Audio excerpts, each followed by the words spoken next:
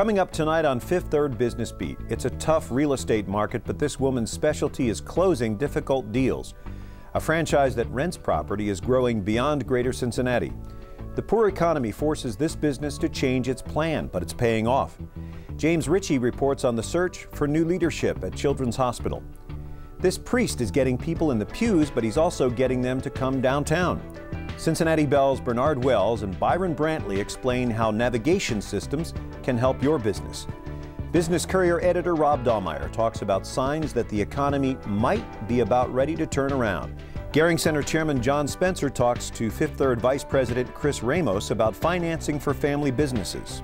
And Gary Hyman, CEO of Standard Textile, joins Doug Bolton for Publishers Beat. Fifth Third Business Beat is brought to you in part by Fifth Third Bank and Cincinnati Bell.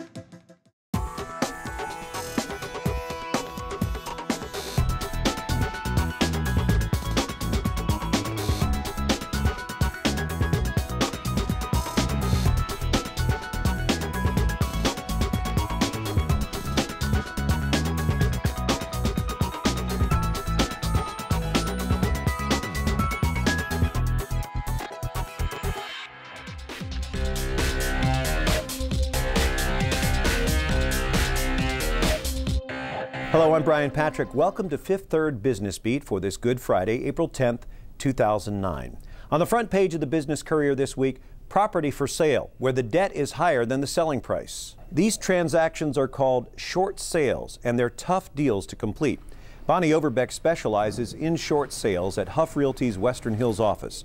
She says she's seeing a lot more of these deals, either because of a job loss, illness, relocation, or a homeowner has to move because he owes more than he can pay.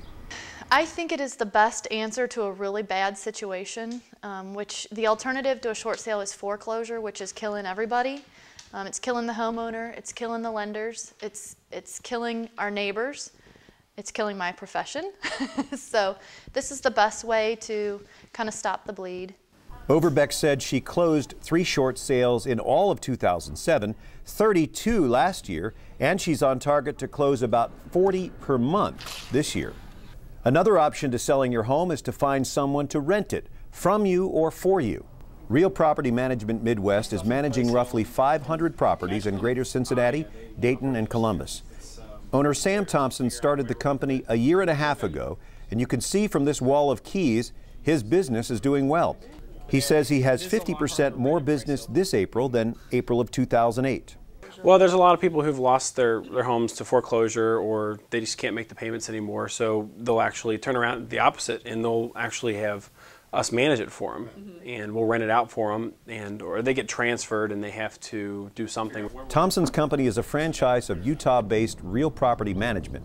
He has 14 employees and hopes to expand his franchise into Cleveland, Akron, and Indiana.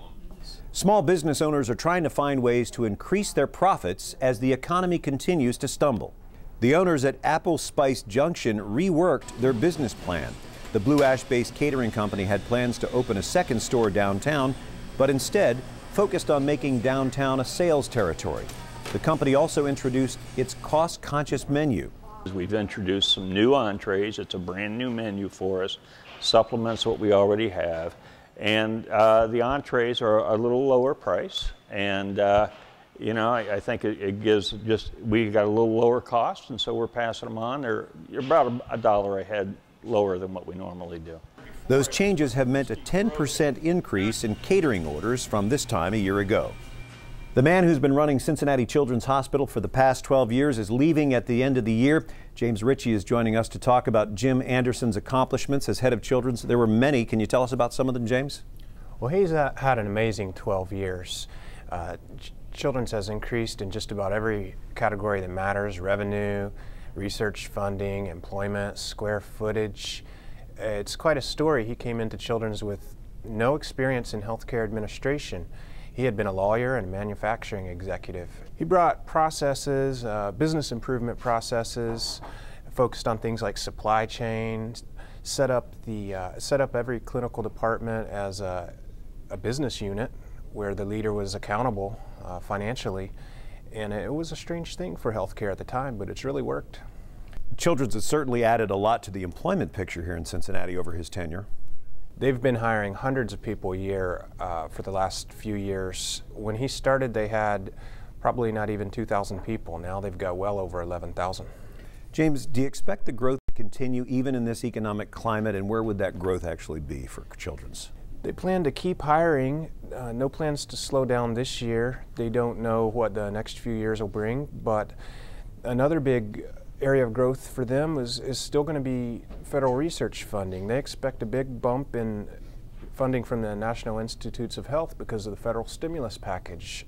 Jim Anderson, he's got the funding at over $100 million nowadays per year, and he thinks that could grow by double digits once he finds out exactly how much federal stimulus funding they'll get sometime in the fall. What are his plans after he steps down at Children's? He hasn't said too much. He said he's going to keep his options open. He mentioned spending more time with his family, but it's hard for a guy like him to really retire, I think, because he'll be asked to do consulting projects. He'll be asked to join various boards, and it's a personality type at that level. I think they have trouble sitting still. They want to make an impact, and they want to be leaders. Yeah, he is a very successful leader. What about the search committee to find his replacement? Their first task will be to figure out exactly what they want and what they think the next person could accomplish. It's quite a track record that Jim Anderson's put into place, and whether they can expect the same kind of growth in the next 10 to 12 years, I don't know, but they do plan to have somebody in place by the end of the year. That person has some big shoes to fill. Thank you, James. Read James Ritchie's story on page 3 of this week's Business Courier. Here's the Courier Greater Cincinnati Stock Index tracking the performance of about 40 local stocks. We compare it with the broader market using the Dow Jones Wilshire 5000 Index. The market surged again last week. The local index soared about 7.2%. The overall market gained around 2.9%.